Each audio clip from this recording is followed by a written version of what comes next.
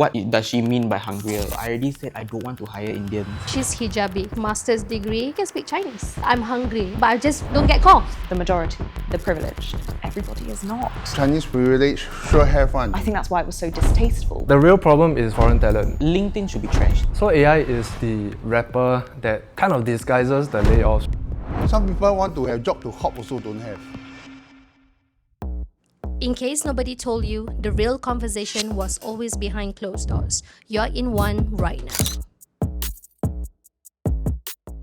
I don't think young people were being judged. I feel like that has been the way since Singapore started globalizing. The way workers have been viewed in Singapore has been sort of like you can throw any time. There's always someone waiting to take your place, whether be younger or older or someone more desperate or more hungrier, you know. I think when the podcast came out, it wasn't whether Gen Zs were angry, but everyone in Singapore in general, because now they are stereotyped whether they are hungry enough compared to people who are less desperate, I feel, right? If let's say you just graduated and you are not that keen into going into a company per se, are you considered not hungry? That was what people were trying to dictate. Like, what does she mean by hungrier? Is it like, will I work for lesser pay? Would I work Saturdays and Sundays just because I am hungry? And for the people who are working in the company, am I going to be thrown out just because I am not as hungry as these new people who are coming in? Am I not as informed or knowledgeable in this now new field of tech, AI, so on and so forth? Because I feel like schools themselves, especially during the graduation speeches I've noticed these past few weeks, a lot of them have been praising AI and how AI is, you know, the new sort of like God in the workplace. And the layoffs that recently came out in Singapore as well, a lot of them kept praising AI. People think that going into AI is a way to solve that problem. Maybe if I study AI, then maybe I'll get the job. But the problem is AI is taking that job. I think when people hear that kind of things, sort of like discouragement. What about you, Wei? What do you think of this same question? On Dinesh's point, I think he captures it very well, because obviously the public perception of this kind of like fears and worries is feeding into this anger lah. When somebody is angry at something, everybody is angry, there must be a reason why. And it's definitely a reason that we cannot articulate. That's why everybody is so angry. Where is that fear coming from? That's what I wanted to know in that sense. And I guess to me, what is actually happening is that we all know it's coming, we cannot stop it, that's why we're very angry, right? I just want to briefly touch on that. I don't think it's AI creating this hunger gap or this fear, right? Because with the fear comes the anger. I think it's the foreign talent thing.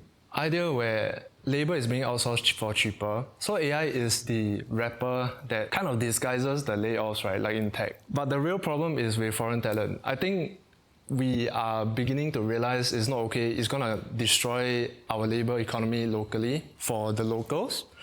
And we don't want to end up like the China's kind of like way of doing it, the 996, right? The 996. I think we fundamentally understand that that is wrong for us. And that's why we are angry about it.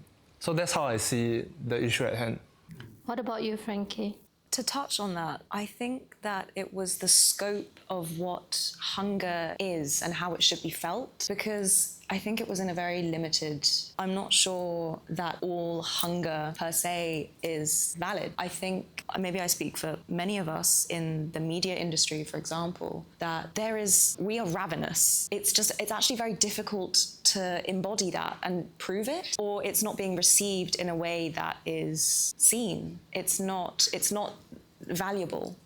So I think part of my anger when I was listening to that was, oh no, but I am very driven. We are working very, very hard. I am surrounded by people who are so passionate and have so much talent, but it's not in the specific area that they want, I think, is also where there was a bit of discordance, for me anyway. Sebastian, what are your thoughts? I think Singaporeans are generally hungry. So we are very hungry, but to me this context is, of course, you compare with other foreign talents. I want to work 8 hours, that fella want to spoil market, he want to work 12 hours for that kind of amount. and based on our currency and things like that. So sometimes they myself also outsource. So sometimes in terms of employers, the hungry is to leverage on us based on their small little salary to do a lot of work. So if you cannot do that demand, he will say that you are not hungry. But I'm very hungry, but the employees cannot afford to feed me. So I have to come up with other different things. So to me, hunger can mean many things. So maybe now Singaporeans are a bit more developed. So the things that they are looking a bit different, they are looking more for the meaning. Am I allowed to jump on what Sebastian said? Yes. Yeah, to echo what you're saying, I think that the hunger is asked, the way that they're sort of defining it and envisaging it is a hunger that requires a sacrifice that we're not willing to make anymore. I think for so long, identity has been rooted in the way that you work. All of your time is devoted to labor where you can't quite see the outcome. You don't feel autonomous in who you are and what you're creating for yourself, for your family, anything like that. And I think that there's a shift in wanting to get back into your own identity and reclaim an essence of creating your own life for yourself and not just surrendering to work, I suppose. So in a way that does require a renegotiation of what hunger is or what it looks like and what we have to kind of meet each other on these new terms. And I think that's why it's so difficult and there's so much friction because those two ideas are coming head to head. That needs to happen. And I think that the anger is this happening. And it's wonderful and it's awful all at the same time, but that's sort of how it unfolds. It means that something's going to change, I hope. Franky, you landed in Singapore I knew this was coming. Right? You landed in Singapore 3 months ago from London. You arrived right in the middle of a national debate about whether locals are being replaced by foreign talent. What did it feel like watching that conversation, knowing people might look at you as part of that narrative? I will be completely honest and right now feel guilt. It's very difficult because I guess the reason that I did come here is because Singapore partially feels like home and I do have family here and everything like that, but I'm not trying to justify myself, I promise. I suppose there's not much I can do except voice that I'm on your side. I know that maybe I am also foreign talent, but I'm not here to diminish the talent that's here. If anything, I seek to amplify it. And I'm now worried that this is coming off as like slightly saviorist, so I'm gonna stop talking for a bit. But I do feel the weight of the guilt. I mean, yeah, I have definitely, people will look at me and be like, what are you doing? You're not from here. Do you feel like that or do you...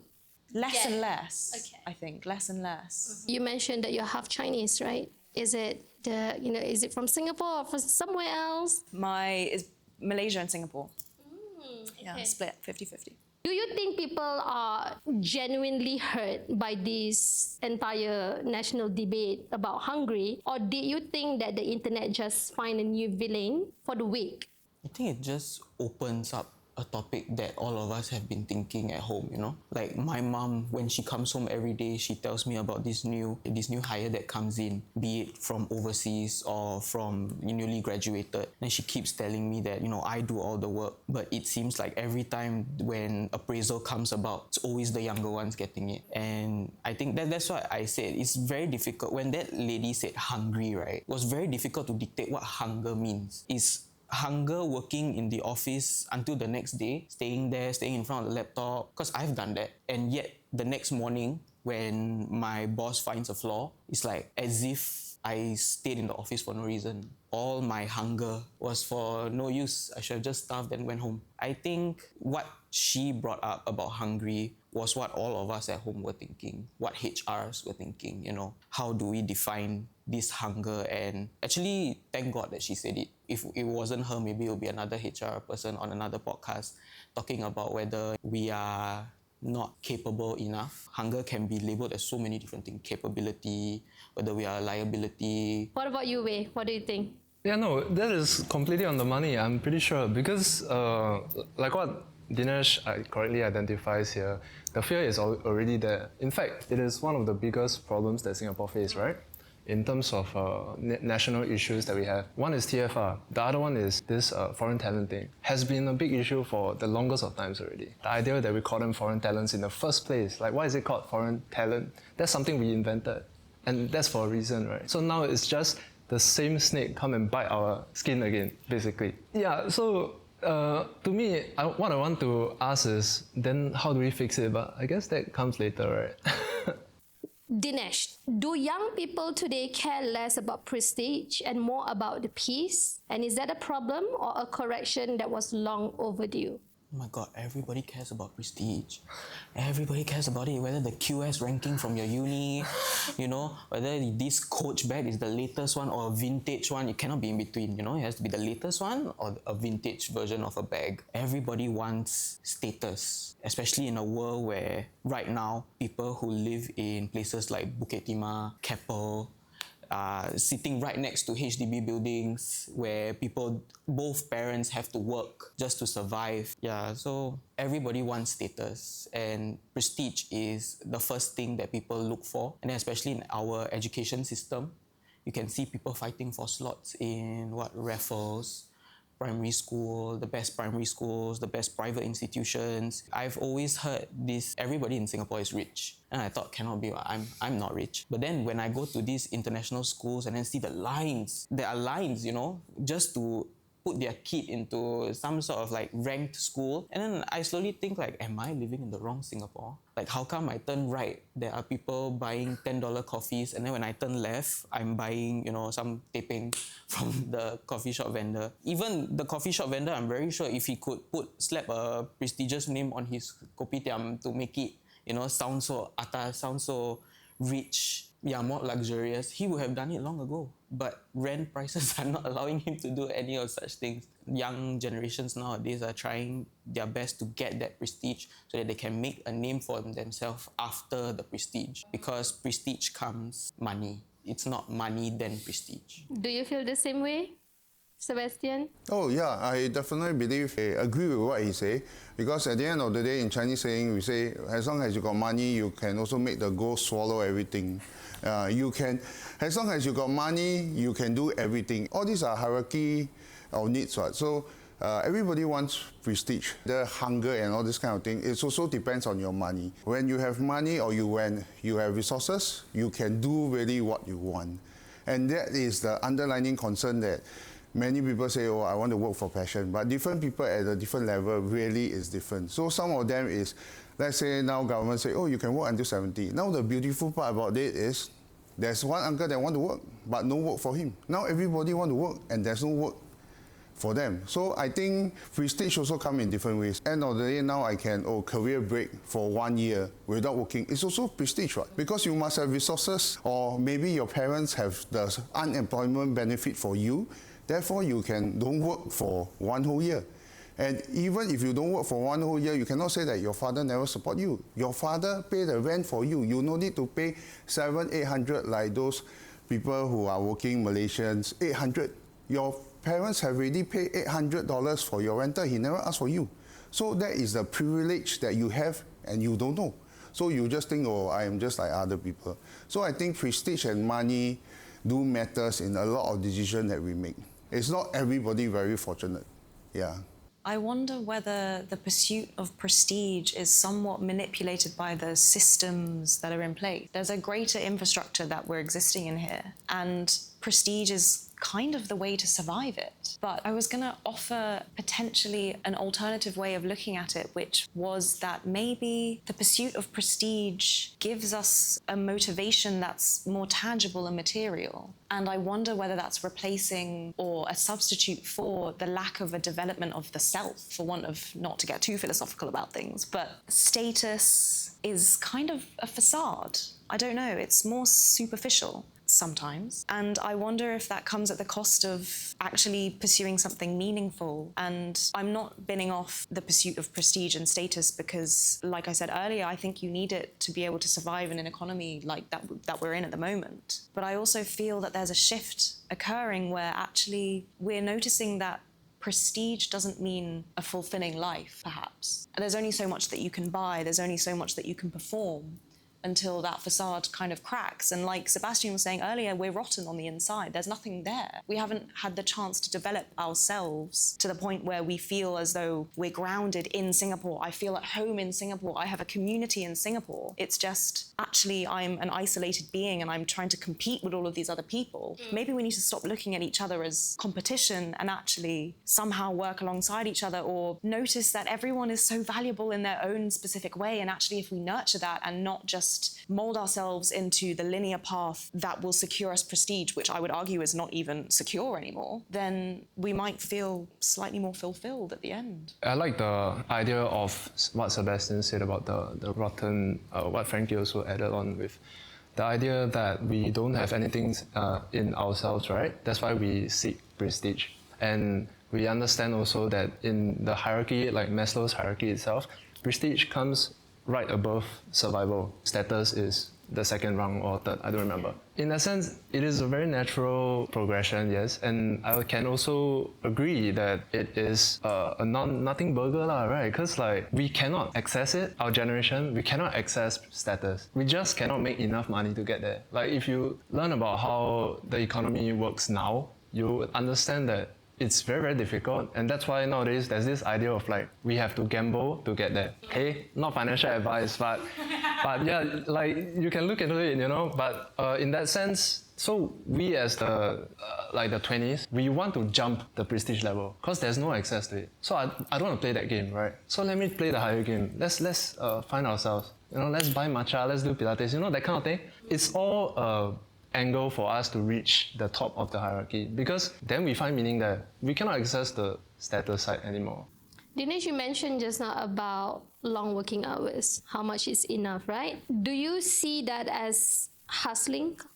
Not anymore. Previously, I think before Singapore is very globalized, you know, I think that mindset of you can always find another job was there. But right now, working long hours is more of a key to maintaining your job. Because hustling can mean many forms. You could be doing 10 different jobs and then maybe one day you try to decide to drop one because you hustle enough for the money. But now hustling seems more like I'm doing this because I need to stay here. I need the money. I can't just drop and find another job because there's no job for me anymore outside. So now working longer hours is more of like securing your space in a place where you don't even know whether you're a liability or you're an important asset to the company. Yeah, that's why I think longer working hours are now. Sebastian, did COVID expose how fake hustle culture really was? The word hustle, maybe to some people having extra jobs, is actually more of stability and a security issue. So they actually hustle not for the sake of hustling. So some of them is really have to bring food on the table. So some of them, maybe they come from a pretty good background. So the word hustle seems very cool. It seems that there are some like US, everybody hustle here, hustle there. But some people hustle here, hustle there, they burn out and they burn down and they disappear from the grid of Singapore. COVID actually exposed out a lot of other things. Hustle sometimes is to maintain your job. You wayang in front of your bosses for 12 hours just to make sure that he will not put you in that retrenchment list. And the best part is, when you are retrenched, it's bad news. When you are stay in the company, also bad news. Because who's the AI? You are the AI that is going to work for 3 jobs. There is no AI. AI is just an excuse. So Dinesh will be the AI to work 3 jobs. So he stay, also die. He retrench, also die. Cost of living in Singapore has risen significantly. Entry-level salaries have not kept pace proportionately. When someone tells a 20-year-old or 24-year-old to just be hungrier, are employers asking young people to sacrifice more for less? Oh, so at the end of the day, I think if you are bosses, your leverage is always make use of your employees to do the most things with the least resources. And they will just say, oh, the door is there. If you don't want this job, countries from developing countries will be able to take this job. It's up to you whether you want to create different revenues of income or just like what you say, hustling. So that at least one day your boss says something to you, you can fire your boss. So that gives you the options. Everything is so unstable. So your boss might might play you out one day. So it's better that you play your boss one day. Like, let's say you have 1 whole year, and if you are able to get 4 jobs, right? So every 3 months you fail your probation, you still got another job. So at least 1 year, you got 4 jobs, and then you still can have CPF and things like that. We have some strong reactions there. Can you share with us your thoughts? I mean, okay, Sebastian very funny, okay, for the audience, like, and it's very correct, right? Correct or not? It resonates with you, correct or not? You know what I mean? It feels like your experience makes it more immediate, more real, you know, because as somebody who obviously has less experience, I don't know exactly how different companies work outside of the media industry lah. And hearing that, it's very funny lah, because it's true ma, huh? Then the idea of like firing your boss is honestly a fantasy right nowadays. And it's a very big fear that we are scared of the boss firing us. Every day you go to sleep, then you got nightmare. Wow, shit, what if the next day boss come in the room then fire me, 对不对? So it's like, it's right lah, correct? There's nothing I can say. This is like cinema, you know? Franky? Yeah, I was just thinking about maybe the dynamic is shifting from power. I mean, this might be hopelessly naive, but power in the boss's control of the employee, and it's kind of shifting to us. We're beginning to dictate something, or at least put our boundaries out. I think that's part of what's sparking this rupture. They're being threatened because they know that actually they're equally as unstable. And I don't want to talk about revolutions, but I don't think there'll be a revolution, but I just think that the dynamic is shifting and it's being recognized, and maybe what they're saying or the way that it's coming out is reactive, and they're trying to point fingers back at us, but actually it feels as though we're finally doing something somewhat right or more authentic or true to what we want, and they're frightened by it. The comparison being made is Singaporeans versus talents from other countries who are supposedly hungrier, but hunger looks very different depending on what you're running from or toward. When someone comes from a country where a Singapore salary can change their whole family's future, from your perspective, is hunger a character trait or a product of circumstances? Wei? So right, for this, I also want to tie into the previous question. Is it where the employees expect us to work more for less? So let's address the elephant in the room. When we're talking about foreign talent, right, we're not talking about Western-centric talent, correct or not? We're talking about third world foreign talent, because the money here is worth more than the money there, right? Wait, but another thing, what do you mean by third world? Because I see more people coming in from, let's say, developed countries like China and like taking over the space everywhere. But just because their currency is lower, that doesn't mean they're third world. What? Okay, this is the very, very interesting question, and I want to go down that tangent also. So in that sense, China, right, is actually not considered, I don't know if I can say this, but it's not like a first world country yet. It is mobilizing towards. China is actually a developing country. A lot of people have a misconception that because of Chongqing or like Beijing or what, that it's a first world country, because everything is like high tech, right? But actually, like most of China is actually poor, very poor. I'm sorry. Yes, and a lot of them seek opportunities outside because also, I'm also not sure if I can say this, but the equity market in China is locked, is controlled. So they have to come out. So they're no different from other foreign talents who are hungry for money, right? Dinesh, you were saying about the developing, right? So do you think it's a hunger trait or product of circumstances? I think when you think of from the boss's perspective, right, is basically just shifting the blame to you.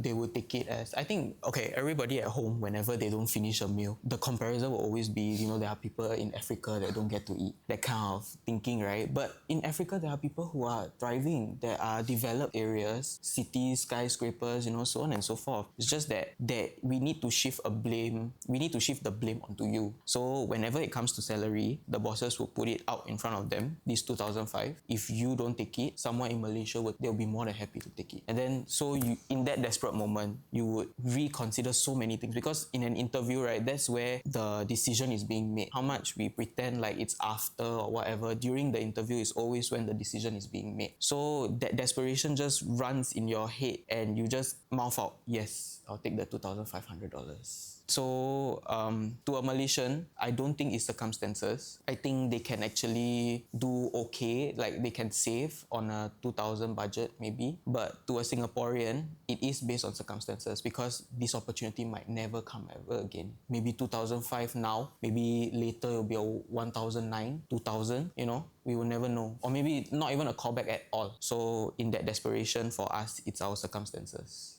Sebastian, what are your thoughts on this? Okay, so sometimes I think it's also a product of circumstances depending on what resources you have. Because if let's say you come from a pretty good family that has resources, you can get to pick and choose. As I say, it really depends on how hungry you are, means your family can support you or cannot. So if you do not have a choice, you will just take it. It's depending on what kind of job that you are actually looking at it. So it's like, let's say, whether you are in 20s, 40s or 50s retrenched, sometimes it's just getting the momentum. Because if let's say you stay at home, you actually eat more, shit more and drink more. So you are actually more in a state of debt, and then you will get depression easily. But let's say if you get some job, maybe $15, $13 per hour, you will, as what we say, you will ride on donkey, then hopefully you still can find a horse. Then you will slowly upgrade, like playing game like that. Yeah, so you don't wait until perfect conditions, then you go. That means that while you are not imperfect, you just eat whatever you can, just like what I say in the cockroach way, before you get a big meal. Yeah, you don't be choosy first lah. You just stay low first, because now the market is bad. Dinesh, now we're going into more deeper. Gen Z or young Singaporeans, or I think it's not only Singaporeans, globally Gen Z are actually facing this, right? On your part, you have another layer, the skin color, right? You have personally faced discrimination.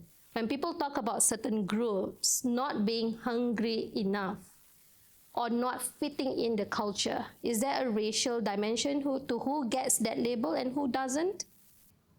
I think it boils down back to prestige, right? For brown minorities, we need that. If let's say I graduated from NUS, I'm technically on the same par as someone who maybe graduated from SIT, who is Chinese. And we need that prestige to show that we are not just another hire, we are actually better than the person that you're planning to hire, which is a Chinese person. And then the workplace dynamics also plays a part. I have walked into interviews where my first look at the company was entirely Chinese. And I knew at that point also that I would not get the job, for sure, even though I speak Chinese.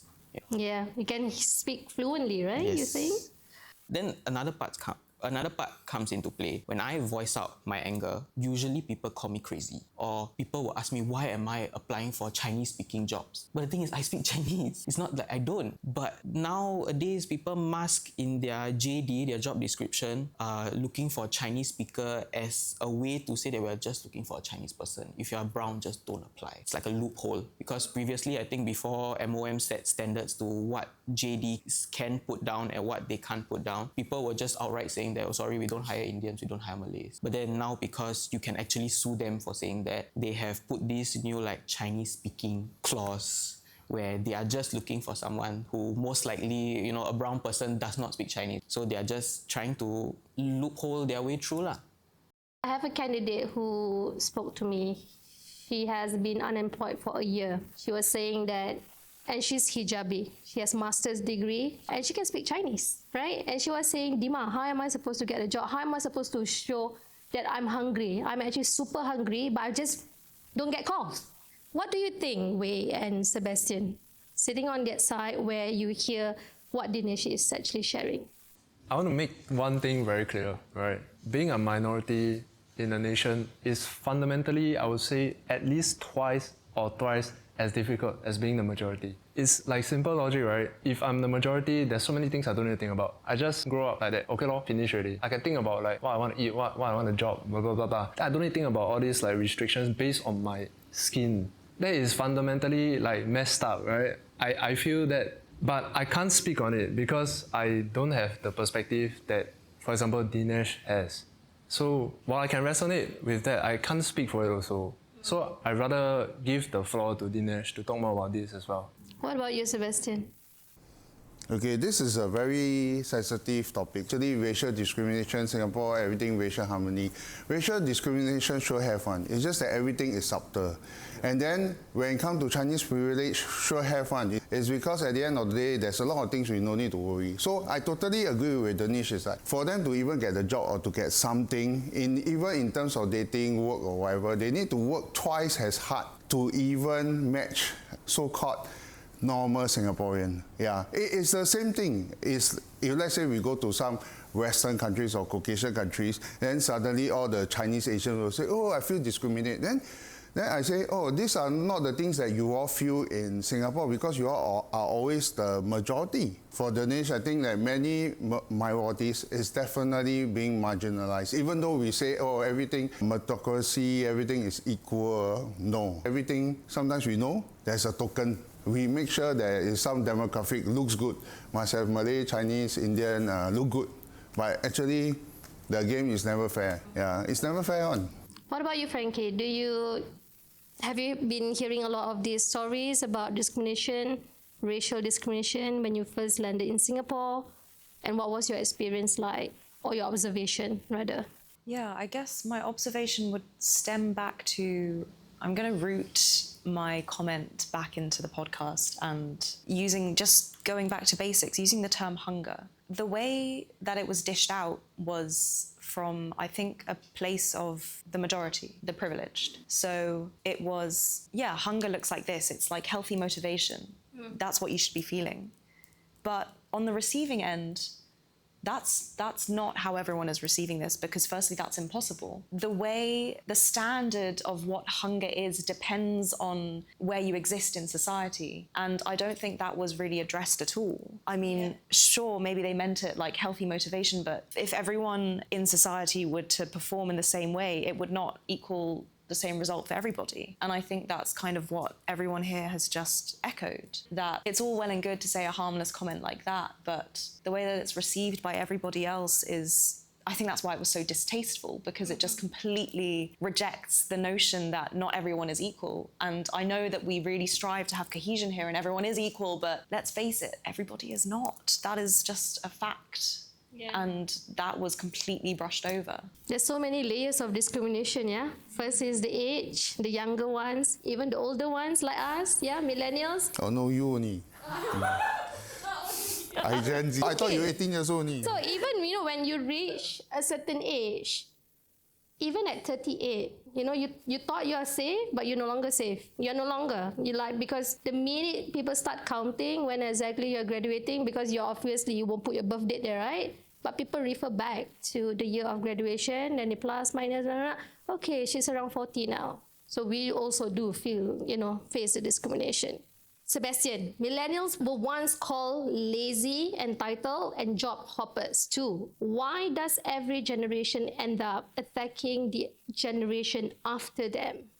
I think this is a vicious cycle, and maybe the other generation attack because the other generation do not have this privilege to job hop. So to me is, of course I'm a job hop because nowadays the companies, I also don't know whether the company can stay there for 3 years, 5 years or whatever. Last time there is no competition, last time got no external forces, that's why certain company can stay until 50 over years. And then I will tell whoever, the millennial or whatever, it's because you're scared, you don't want to move. That is your own problem. For nowadays, we have to move because we want to get different experience, and the companies also cannot stay for 10 years, 20 years. So it's the environment change. And every time the other generation, millennium or the older generation will say, oh, my generation is more suffering than you. I say, no, now the Gen Z generation is even worse because it's a global forces. Last time at least you fight one war, you can call World War I, World War II. Now it's multiple war. Even the leaders also don't know what is going on, let alone the Gen Z.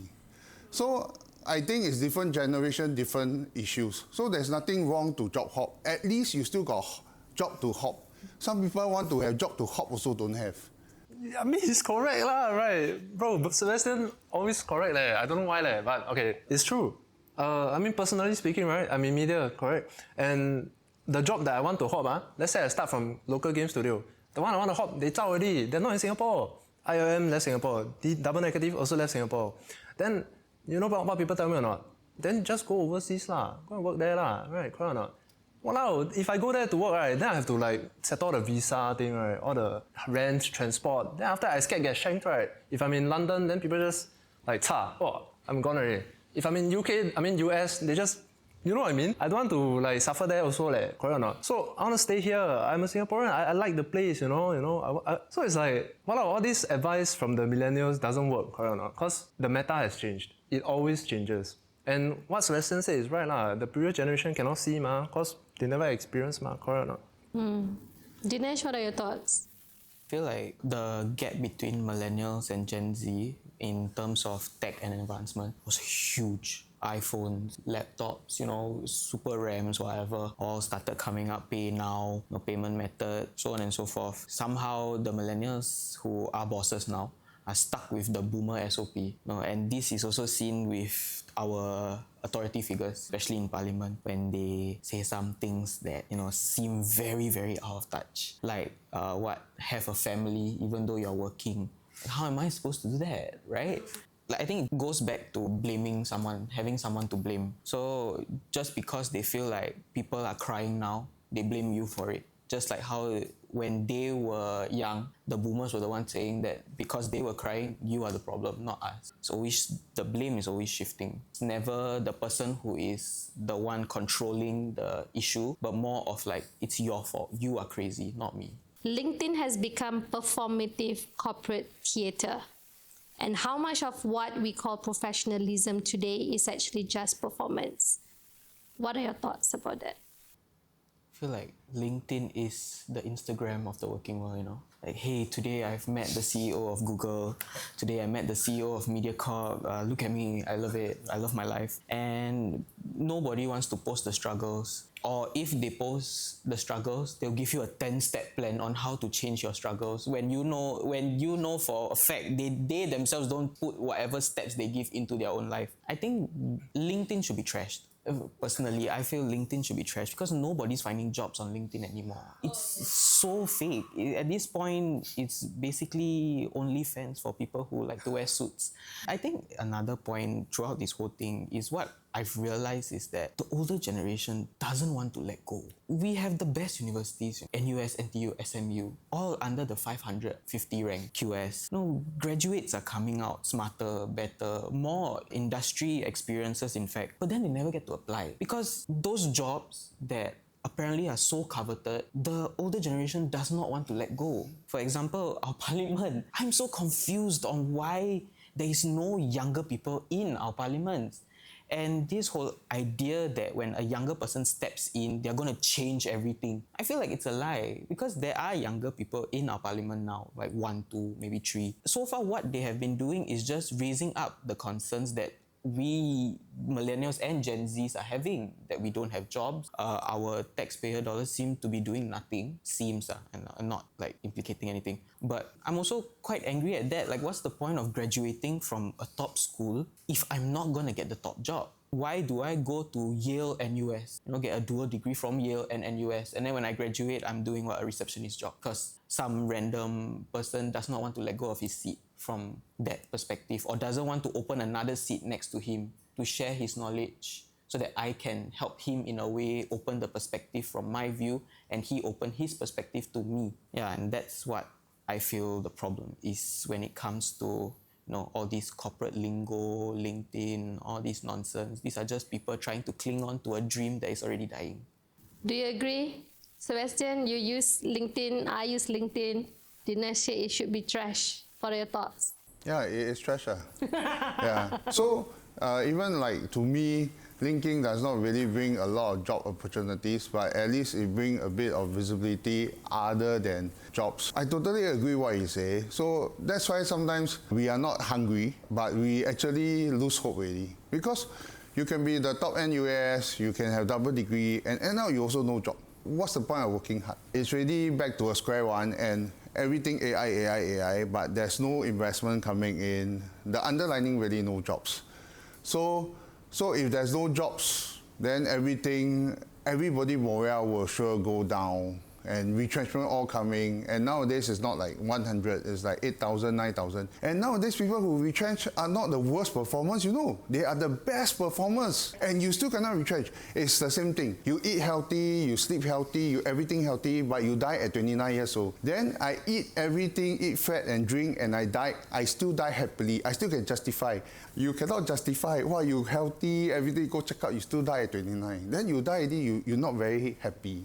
So sometimes we all relax because you do so hard, you also retrench. I do nothing, I also retrench. If I do nothing, I get retrenched, I'm more justifiable. You work hard, also die. No work hard, also die. So myself don't work hard. Yeah, that's a good way to put the Gen Z mindset. Have you ever felt judged professionally before you even get the chance to prove yourself? Oh, yes. I think everybody judge. Sometimes even before you go for interview or even resume, people already judge you. And sometimes the interview is, they just want to prove that, see, I am right. They just want to prove the judgment. So this judgment is sure have. As what you say, we have many discrimination, the gender discrimination, everything. It's just that sometimes people have all these thoughts at the back of mind, they just don't say. But does not mean that they don't have. Everybody is politically correct, everybody is formal. If you go pantry, you will hear all kinds of unwanted things. This judgment is definitely there. Dinesh, what do you think? Like, you know, have you ever felt judged professionally before you even get the chance to prove yourself? Judged professionally, no, but judged on my color, yes. I've literally walked into interviews where the first thing I hear from the hiring manager is, 我已经说了不要 hire 印度人.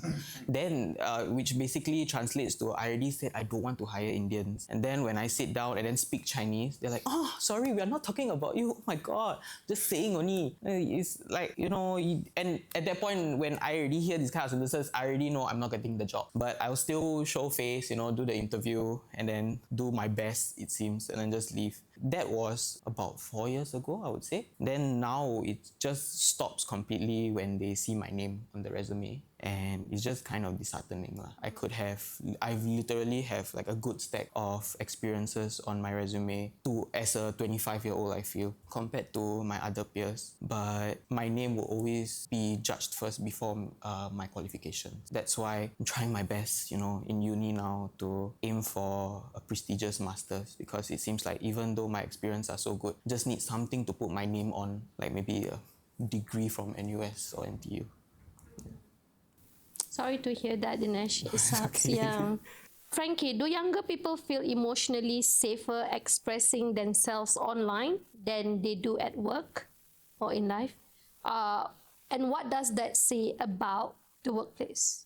I don't know if we feel necessarily safe anywhere, but perhaps the reason that we are more inclined to speak more truthfully online is that there's a higher chance that it will resonate with someone and it won't just be immediately deflected or turned back on us. Perhaps that's the difference between social media and the workplace. Well, I wondered whether this discrimination is rooted in something so much more profound and deeper, which is just an immense unhappiness. The fact that you're not willing to accommodate another person, another race, another anything, that you want to keep yourself to yourself, I think that just signals that we find other people so intolerable and threatening, but where is that coming from? It's signaling that there's something so unstable. The way that it comes out is, no, I must vilify any other and I must keep them out. And that grants me control. And I don't know how we resurrect this.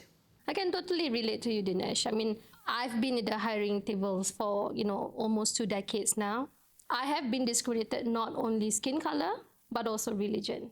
And people do explicitly ask me, and it's a multinational corporation, by the way, ask me like, are you Muslim? Wow, the audacity for you to ask me that question. And we are head TA leaders. Why are we asking this question when you're supposed to actually kind of lead by example? Do young people feel judged by standards built for a completely different generation? What are your thoughts, Wei? Big things move slower, small things move faster. So bigger things like education system or infrastructure don't move as fast as we move. Not saying we as in the people, it's more like as we grow, our meta changes, right? The things we eat, the things we say, the things we do, the things we think about. Nowadays got what?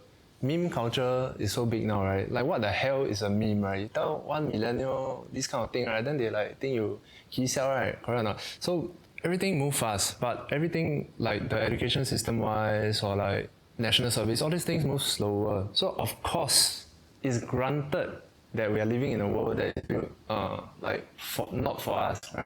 But that's the same for every other generation. That's why I fully, truly believe in. Like, for example, do you know that we are only 60 years old, right, as a nation? And before that, it was a war. So, like, our grandfather's father, I think, I guess 4 generations ago, 3, they had to, like, live in a war. Then they will, like, legit disappear one at any time they want. Then it's so chaotic. So the generation after that is the boomers. The boomers honestly also had a very tough life, right? By saying all that, all I want to say is, actually I find it incredibly normal, you know, that we are living like that. And of course, I also feel like as humans, we are supposed to, the more mature you are, the more you can understand or empathize with the fact that while it is not made for you, you just have to grow your own garden, right? If the ground is cracked, the more cracked it is, then the more you have to work. I mean, suck it up, right? I mean, okay, that's a very bad thing to say, but every generation plants their own seed. Although the garden is not what you like it to be, you can still exact some change, and that is what you should focus on. You want to cut the tree to your liking, you want to plant poppy flowers or whatever it is. So you can still change it, right? The education system, you don't like it, yeah lor. Talk about it, complain more. Yeah, complain more, you know? That's what I'm saying. It's okay. It happens. It's not meant for everyone, yeah. Maybe she has a point of or different experience, but it's just the way it's being. I think there's so many nuances that has not been considered. That is why people are very, very vocal about this. And it's not for a few days, it went on for weeks. I think to add to just a bit, actually, I think we need to we need to see the problem outside of her also. Like, actually, she's not like super a villain like that. We shouldn't crucify her. Actually, she just say something wrong lah. Maybe actually her definition of the etymology of the word hunger itself, she perhaps just thought of it in a different way. You know, it's just that she opened this treat for us to eat, right? Doesn't mean we should think of her as like really out to get us. Not put disclaimer, just to put it out. This is not taking a dig at her. That is not the intention. It's a blessing, but also a curse, right? She happens to be the one who talk about it. Yes, like what we say, how it's being put matters, right? The tonality of it and the nuances and the layers, of the issue is, the main thing. But really, it's not to target her. This is really to talk about what exactly is going on that has been brewing for such a long time.